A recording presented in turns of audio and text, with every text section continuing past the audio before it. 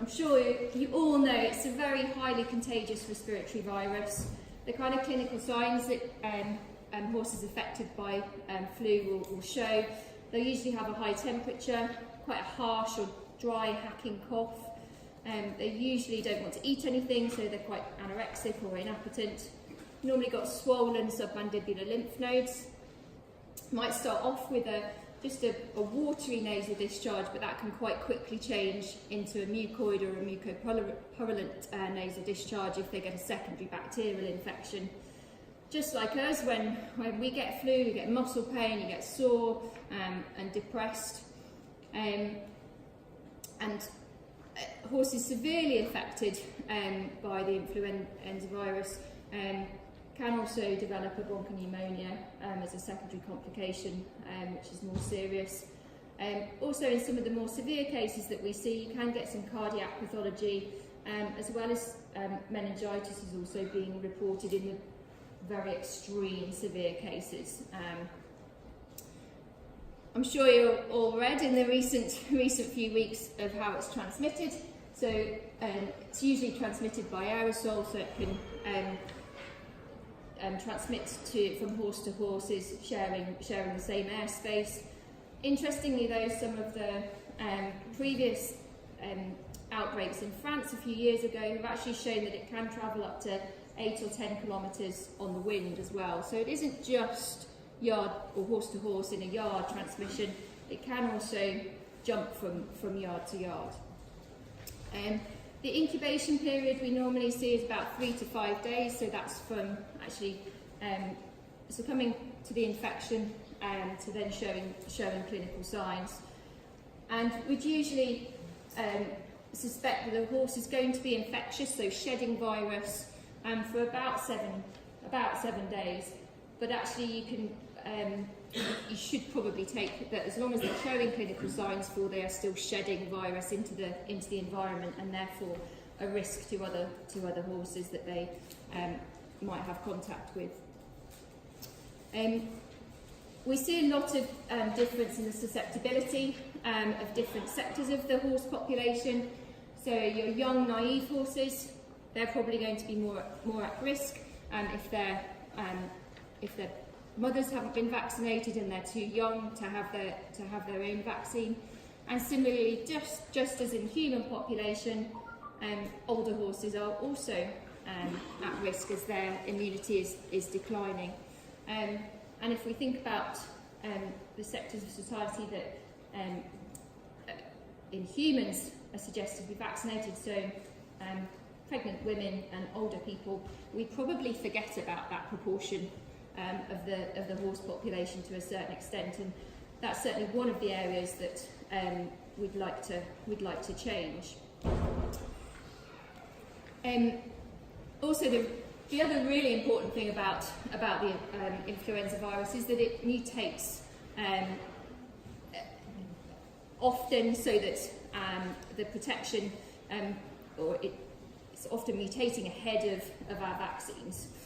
So we're quite often just playing this catch-up with how the virus causes its illness. So why should we be concerned about equine flu? For those of you that came to our talk last year, some of these slides may seem familiar, but it proves how poignant they were then and how even more poignant they are now. So in the UK, we experience an influenza epidemic probably about every 10 to 15 years. And the last one was in 2003 in the UK. So we've been overdue for an epidemic for a few years. And from 2014 to 2017, we were seeing an increasing number of influenza cases in the UK, with about 61 outbreaks diagnosed over those three years. So just to put that into perspective, since December 2018 up until where we are in 2019, we've already had about 30 outbreaks of equine influenza. So we're already probably well ahead of the previous 3 years. I think we all become a little bit complacent about the effects of flu and the effects that it can can have on our horses. It can be a really debilitating disease, especially in those unvaccinated horses. And the strain that we're seeing at the moment is making those unvaccinated horses, making them quite sick. They can be left with severe damage to their respiratory tract lining, and some of those horses are likely to probably need about 6 to 8 weeks of complete rest before they're ready to start work again. Many of those horses, if they start work too early, are likely to go on to develop recurrent airway obstruction, or what we used to call COPD, a chronic condition that's going to infect them for life. I think the other thing that we probably don't fully appreciate is the financial implication that a full-blown epidemic could have.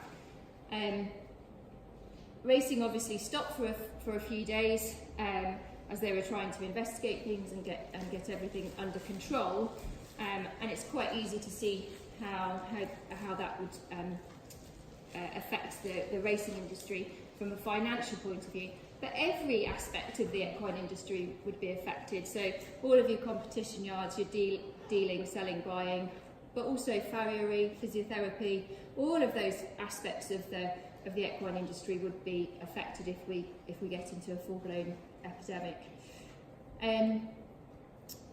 In a previous outbreak in Australia, it cost the Australian government $1.1 billion Australian dollars to get their epidemic under control. Now, they paid for that because equine flu is a notifiable disease in Australia, but that cost in the UK would be borne by the equine industry, which is you guys. So it's a warning sign. So the first kind of preventative measure that we can all obviously take is vaccinating. So I'm sure you're all aware of the vaccination protocol. So under normal circumstances, you give your first vaccine, flu and tet, and then 21 to 92 days later, you give your second vaccination. We would advise that second vaccination is usually given about 4 to 6 weeks later because it generates the best immune response. A third vaccine is then given 150 to 215 days after the date of the second vaccine, and then you go on to your booster vaccinations under normal circumstances. If your horse is competing under FEI rules, then an influenza vaccine has to have been given within 6 months of competition. So that's kind of under normal circumstances. Obviously, the current recommendations that we're hoping that you all adhere to is that any horse that hasn't been vaccinated in the last 6 months, so that's whether or not their booster was done over 6 months ago or their vaccinations have lapsed, they should receive a vaccination. If their vaccines have lapsed, we'd certainly advise that you start your primary course again. But I think it's also really important that we think about what we're actually trying to achieve when we're vaccinating. So we've got to take a little look about how vaccines actually work. Now, immunology is something that, and vaccines is something that we could talk about until the middle of next week, and we wouldn't have covered everything. So this is stripped back to the bare essentials. So, in principle, vaccines stimulate the production of protective antibodies, whether or not it's a virus or a bacterial disease. Those antibodies are going to help fight infection. Importantly, they reduce the severity of the disease, and in the case of flu, they're going to reduce virus shedding into the environment.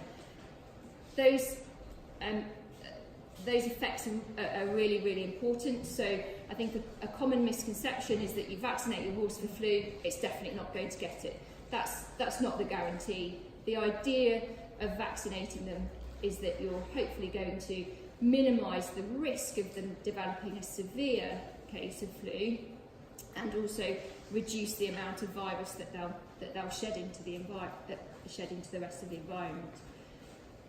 We know that immunisation against contagious diseases is also most effective when a high proportion of the population are vaccinated. So again, all of those 3 points a key to preventing disease and also protecting your own horse's health. And that kind of develops this concept of herd immunity that you may or may not have heard anything about, and that's something, one of the important take-home messages tonight is that we all play this role in developing herd immunity, and that's one of the ways of making sure that we don't reach this state of getting an epidemic. So, we're trying to get to the bottom of the flow chart and develop herd immunity, and we can do that by making sure that there's increased numbers of horses vaccinating. That reduces the number of susceptible horses in the population, reduces the amount of virus shed, reduces the spread of disease through the population, and we develop herd immunity. And then it starts to feed back into itself. So you protecting your horse protects other horses from developing the disease, but equally those horses being vaccinated protects your horse from developing disease. I think that's something that, as individual horse owners, we also forget to do. The farming industry, for instance, are really, really good at acting as a whole to protect the national herd, and that's really how we need to think about the whole horse population within the UK. So, in terms of flu, we know that to reach herd immunity, to achieve herd immunity, we need greater than 70% of the UK population vaccinated.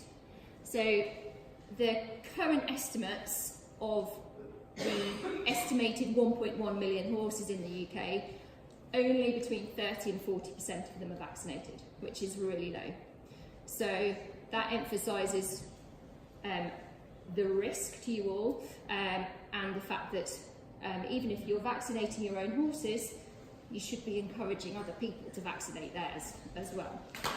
Again, last year when we wrote the talk, we took a look at our own figures, and we estimated that the number of clients that vaccinated their horses on our books was only about 47%. So it's better than the national average, but it's still not enough to give us that herd immunity. I think a really good example, and it's kind of mirrored in human medicine when you think about measles. Measles is on the increase, and it's seen, or severe cases of it are also seen in younger children that perhaps are not at the right age to have their vaccination at the moment, because those older children that could have been vaccinated, because that uptake of vaccination has been reduced, measles is much more prevalent, and it's causing more severe disease in those younger children. So those younger children have no longer got that protective effect of older children being vaccinated. And the same kind of principle can be applied in the horse population.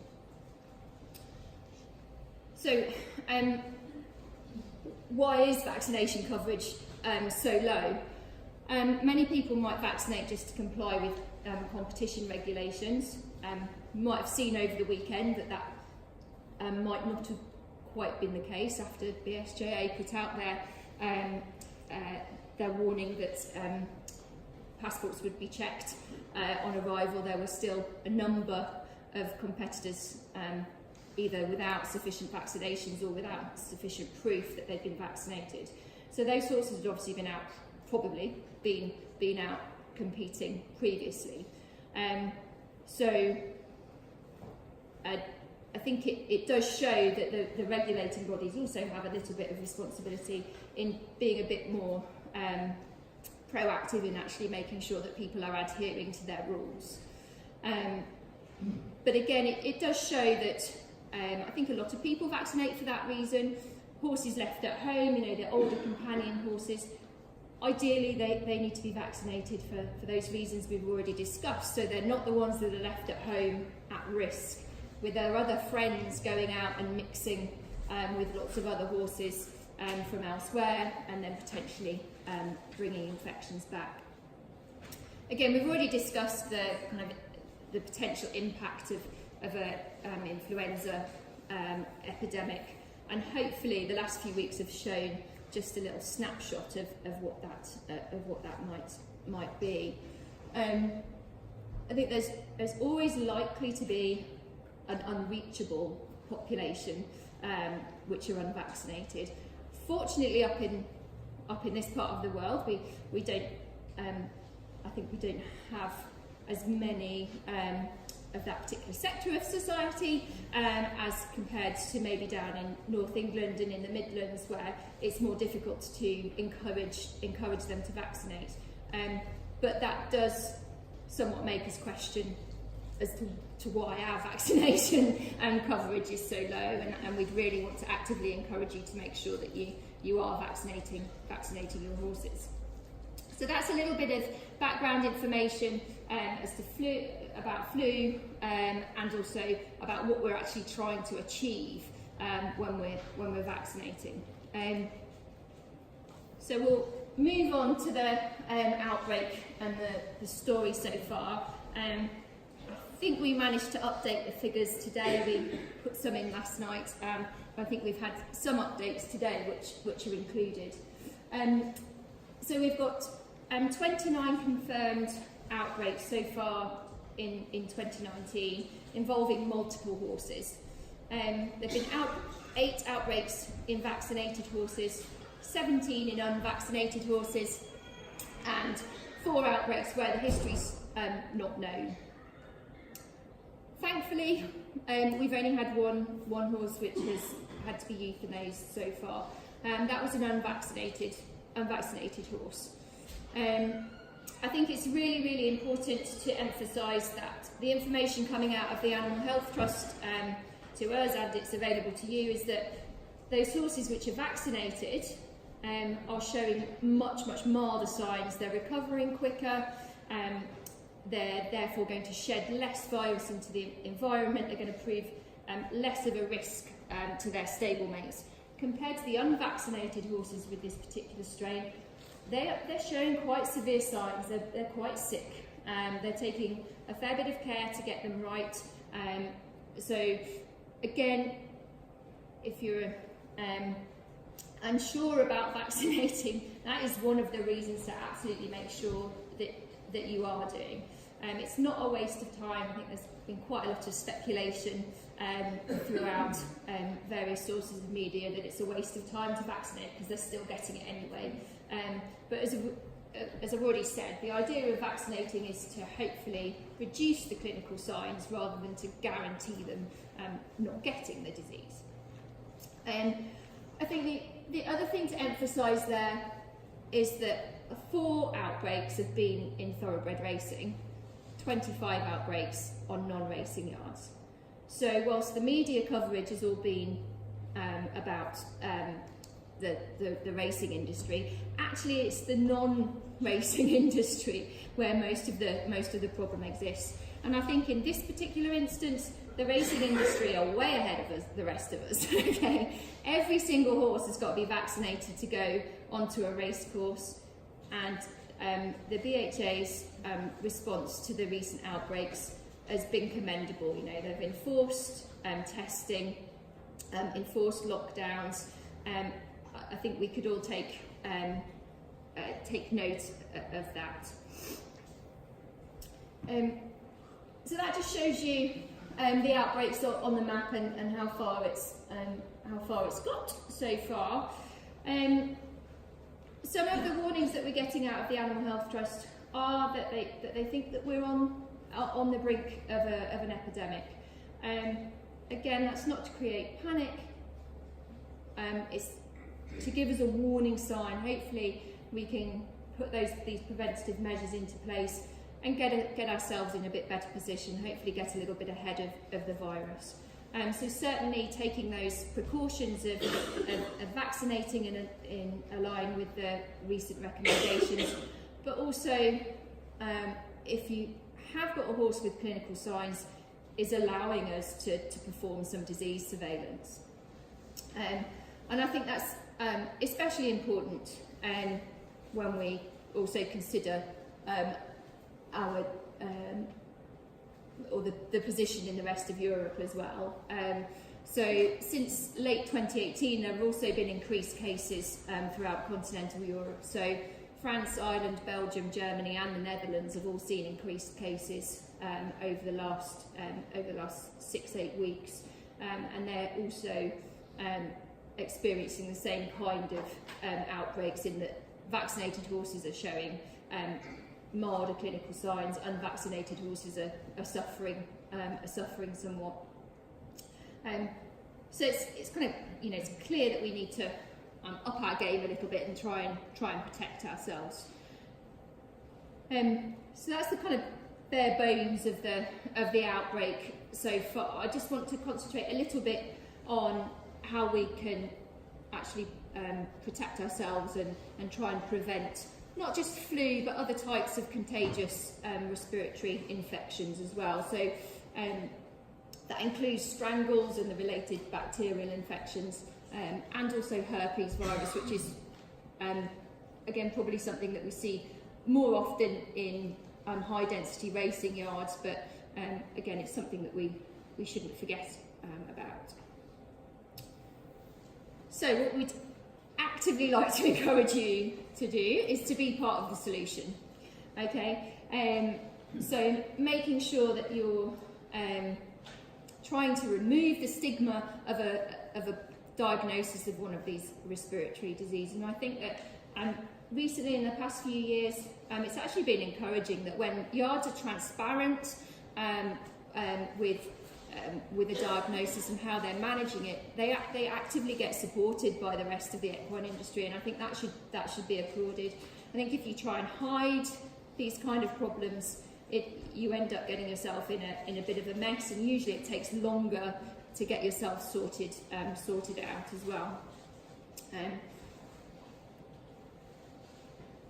So if you're unlucky and you find yourself with a confirmed case, most of these slides are specific or non-specific to flu, but there are occasions when we're going to talk just about the flu at the moment. But most of them you can apply to biosecurity for strangles and for flu outbreaks. So if you're unlucky enough to have a confirmed case, we would advise, but we can't enforce, we can advise that horse goes into immediate isolation. So no direct contact with others. If we're suspecting flu, certainly a separate airspace is sensible. We then like to apply to the rest of the yard. We then like to apply what we call the traffic light system. So firstly, we try and identify a red group of horses. They're those horses that are showing clinical signs. They're likely to have had contact with the confirmed case. So we try and deal with those horses as an isolated group. Your next group down is your amber group. They're not showing clinical signs, but they've had contact with the red group. And then finally, our green group that have had no contact with the red group at all, and also shouldn't be showing any clinical signs. In those confirmed cases, that's then when, again, we would advise that the yard is on lockdown. We can't enforce that because these diseases are not notifiable. So that means no horses on or off the yard until the infection is cleared. And in the case of strangles, it can take several months to get a big yard clear. So that's what you've kind of got to commit to when you're thinking about these biosecurity measures. Also, really important during an outbreak that you're checking all horses' temperatures twice a day, whether or not they're sick or well. That's usually the easiest way to start to identify the early signs of an infection. So that's kind of your side of it during a confirmed case. Our role is advisory. We can try and advise you on the biosecurity. We can try and advise you to do diagnostic tests, and we'd really like you to do them because it certainly makes our job easier. So the types of things that we would suggest with flu is that we take a nasopharyngeal swab from the back of the horse's throat. That's best taken usually about 2 or 3 days into the infection or into the period that clinical signs have been shown. We'll also take a paired blood sample. They're taken about 2 weeks apart, and that helps show whether or not they've had an immune reaction or response to the flu virus. At the moment, those nasopharyngeal swabs and the paired blood samples are run at the Animal Health Trust, and they're run for free. But that scheme is sponsored by the Horse Race Betting Levy Board. So again, that shows that the racing industry are well ahead, but we all benefit from that. Every single horse in the country can be tested for free, but it is sponsored by racing. That helps us gain a lot of information about the strain of infection that we're getting. Also, that information can be passed on to develop new generations of vaccines. So it's really important that disease surveillance is actually undertaken. Now, I think it's worth mentioning as well that the horse race betting levy are considering removing that funding, because it seems a little bit unfair that all of the equine industry get an advantage from this. So I think, again, perhaps the rest of us need to be calling on the other regulatory bodies maybe to share some of that financial burden, seeing as we all benefit from it.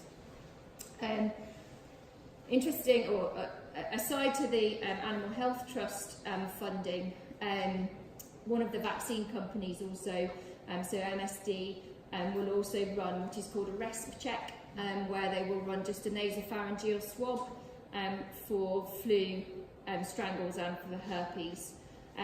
So that's kind of, it's not all the diagnostic testing that we would want to, but it's halfway there. So they'll run that for free, whereas blood testing, the cost of would be borne by the owner.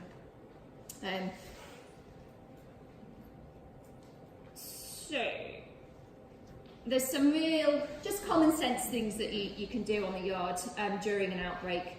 I'm sure you've all, or some of you will have experienced having to do this, but foot baths are really important. Regularly topped up with disinfectant. Your disinfectant will get deactivated when there's lots of organic matter or poo in there from your feet, so you need to make sure that it's regularly topped up. Wearing protective clothing, maybe not quite that level of PPE, but certainly wearing different clothes if you're dealing with sick horses, making sure that you're not wearing a nice woolly hat that they put their snotty nose on and then you go round to the next horse, making sure that you're being sensible. If you're dealing with other horses on a different yard, very much making sure that you change your clothes before you go anywhere else, and wash your hands. Making sure that where possible you're handling healthy horses first and then going to infected horses, or if you've got enough staff, having separate people dealing with the separate groups, but that can be a bit of a logistical challenge on some yards.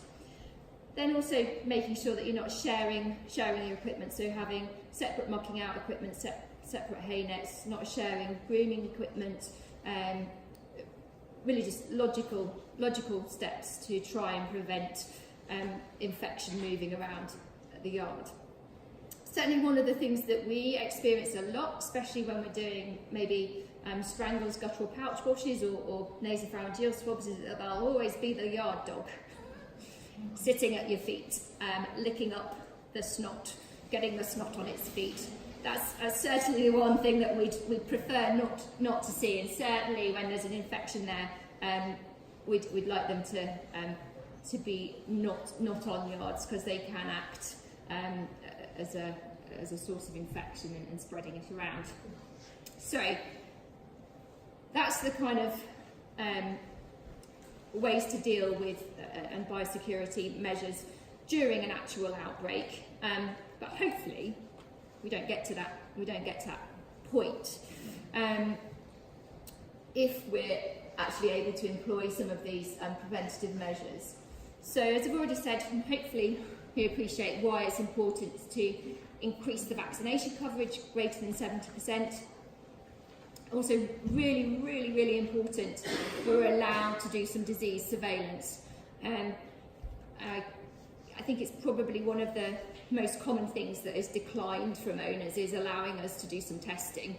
And I think quite a lot of these cases are just kind of brushed under the mat as the virus or the dust allergy. So I think if we can get over that hurdle, I think certainly over the last few days, disease surveillance has undergone a little bit of speculation certainly on social media. Yes, we're testing more at the moment. Yes, we're finding more. But I think the really important thing is that we're finding different strain of the virus at the moment, and the horses are really sick. So testing at the moment and going forward is really, really important. Then making sure that we've got our biosecurity plan in force. And all of those three things require every single horse owner to be compliant to try and achieve that. So the kind of biosecurity measures that you can take on your yards to try and stop disease getting there to start with, we would suggest doing pre-movement bloods on all new potential horses. By that we mean the strangles blood test. That sadly is often where it stops, and that's only really the start. So yes, we would be advocates of that. It's got to be carefully interpreted, but yet definitely would recommend that. Simple things is don't accept a horse onto your yard that's new, that's got a nasal discharge, or has got any skin lesions on it. That we have a number of horses where we diagnose infections where they've gone, oh, I got off the box and they've got a snotty nose. Well, as a yard owner, I'd have told it to get back on the box and go. Next thing is, perhaps not relevant to this talk, but fecal worm egg count and appropriate worming. And then the next biggest thing that we often see on yards that's missing is isolation of new healthy horses for a minimum of 2 weeks before they're allowed to enter the rest of the kind of yard population. And that's probably the biggest thing that we see is missing. Aside from getting a new horse, just in your general day-to-day activities, you're wanting to be avoiding nose-to-nose contact with unknown horses. So out on a hack, avoiding your horses, having a chat to others that you might meet. Certainly if you're at a show, as unsociable as it might be, try keeping yourselves to yourselves with the horses that you've taken from your yard. Try and keep them as a little group. Go and have a cup of tea with your mates rather than let your horses all congregate together. Sensible things on your own yard, some double fencing just to try and reduce contact between neighbouring fields, whether or not they're horses from the same property or even the next premises. That can help just give you that extra barrier of contact between groups of horses on a yard and also neighbouring properties. Again, sensible things like avoiding sharing tack and equipment on your own yard as well is really important. Actually formulating a yard vaccination policy. So many of our bigger livery yards that we do work on have a vaccination policy where horses aren't allowed to come onto the yard unless they're vaccinated, and that's absolutely great. We'd hope that that's also extended to horses that come onto yards for lessons or for competitions. You can set your own rules, and that's what we would actively encourage. Some of the other things that are really important and maybe not so easy to achieve is your yard design. Unless you're at this point building your own yard, this can be a little bit harder to achieve, and you've just got to think of the ways that you can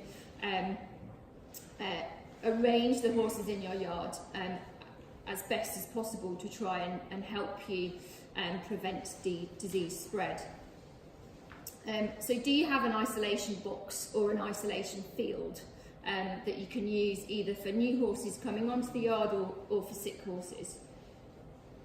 Probably the most important thing to ask yourself as well then is actually, can you implement that traffic light system that we were talking about? One of the things that we find, certainly when we, probably more often with strangles, is that it can be really hard to do that on a yard. We'll often find that horses that are turned out together are spread over different areas of the yard. So you've got to either keep them turned out together, not bring them back in. That's difficult when the weather's rubbish. What would be better is if, wherever possible, horses that are stable together, those groups are turned out together. Makes it much easier for us to implement that traffic light system. Again, we've already chatted about yard vaccination policy. Also, worth, as livery yard owners or as yard owners, just agreeing to perform some diagnostic tests if they're suggested. And that might be something that you want to put into your livery contracts. It might just be something that you verbally want to discuss with your liveries, but trying to get them to realise that it's not a bad thing. You've got to work together as a team if you do get one of the infectious diseases diagnosed. But it's better to know exactly what it is so that we can accurately and deal with it and try and get rid of the infection as quickly as possible. Really important on large yards where you've got multiple horses, multiple owners, to keep the communication going and avoid blaming people. You just end up going round and round in circles. So really that last sentence is what we should have achieved by talking tonight, is protect your own little horse herd, and that will help us to protect the UK horse herd.